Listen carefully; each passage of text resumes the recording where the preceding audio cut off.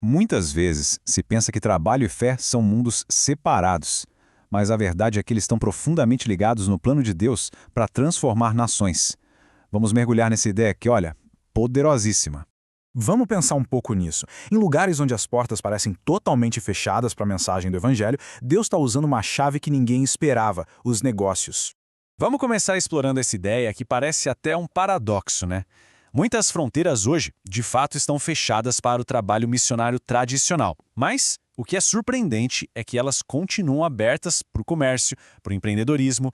E essa é uma realidade, um fato. Missionários muitas vezes não conseguem nem visto por causa de restrições do governo ou religiosas. À primeira vista, pode até parecer que o evangelho não tem como avançar nesses lugares. Só que a obra de Deus, ela não pode ser contida.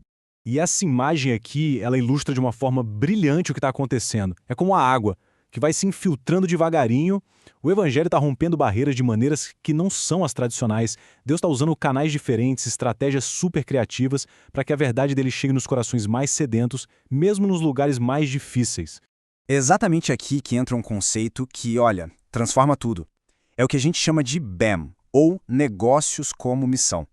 E atenção aqui, não se trata de usar um negócio como se fosse um disfarce, não. É entender que o próprio negócio, ele é a missão.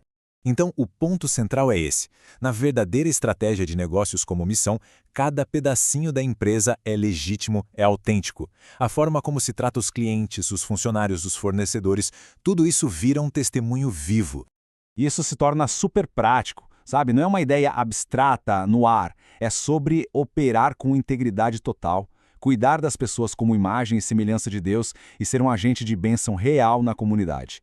É a fé que se mostra nas ações do dia a dia, nas coisas concretas. E que ninguém pense que isso é alguma invenção moderna, viu? Essa ideia de que o trabalho e os negócios fazem parte do propósito de Deus, isso está profundamente enraizado lá nas Escrituras. Essa passagem aqui é fundamental. A capacidade de criar riqueza, de gerenciar um negócio, isso não é só uma habilidade humana, não. É um dom de Deus. É uma atividade espiritual pensada para glorificar a Ele e cumprir os propósitos dele aqui na Terra. E a Bíblia está cheia de exemplos. Pensa só, a mulher virtuosa de Provérbios, uma verdadeira gestora de negócios que abençoou a comunidade inteira. Ou Joana e Susana, mulheres que sustentaram o ministério de Jesus com seus próprios recursos. E claro, o apóstolo Paulo, que usou sua profissão de fazer tendas para se sustentar e abrir portas para o Evangelho. O padrão bíblico é muito claro. E aqui está o princípio que amarra tudo isso. Não existe essa divisão entre o que é sagrado e o que é secular. Cada aspecto da nossa vida, incluindo o trabalho de todo dia e os negócios, é uma oportunidade de dar glória a Deus. Agora, vamos avançar um pouco e ver como isso se desenrolou na história. Porque esse modelo não é só teoria bíblica, não. Ele tem um legado comprovado de transformar sociedades inteiras. Olha só que exemplos poderosos. Os Quakers, com empresas como a Cadbury, eles literalmente transformaram a indústria. Hans Nilsson Hogg, lá na Noruega, usou negócios para tirar o país da pobreza e iniciar um avivamento. E os missionários morávios, eles demonstraram a fé através do trabalho. A história testifica. Esse lema da Cadbury, ele captura a essência de tudo isso de uma forma perfeita. Um compromisso duplo e inegociável. Ser espiritualmente fiel e, ao mesmo tempo, ser excelente e sustentável nos negócios. Uma coisa alimenta a outra, entende? O impacto, então, é completo, é holístico. Começa com a dignidade de um emprego, mas isso se expande e vai transformando a comunidade inteira. Melhora a vida das pessoas de forma prática e, o mais importante, abre os corações para o Evangelho por meio de relacionamentos de confiança. Certo, agora vamos trazer isso para um nível bem pessoal. Como é que essa visão tão grande se conecta com a nossa vida, com a vocação de cada um? Basicamente, existem dois caminhos principais aqui. Pode ser o caso de um empresário que sente aquele chamado para ser mais intencional na missão.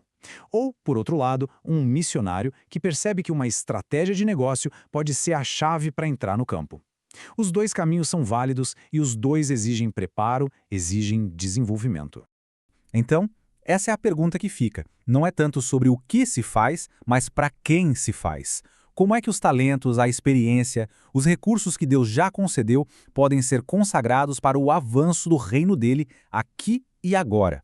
Que essa seja a verdade final que ecoa dentro da gente. O trabalho vai muito além do salário no fim do mês.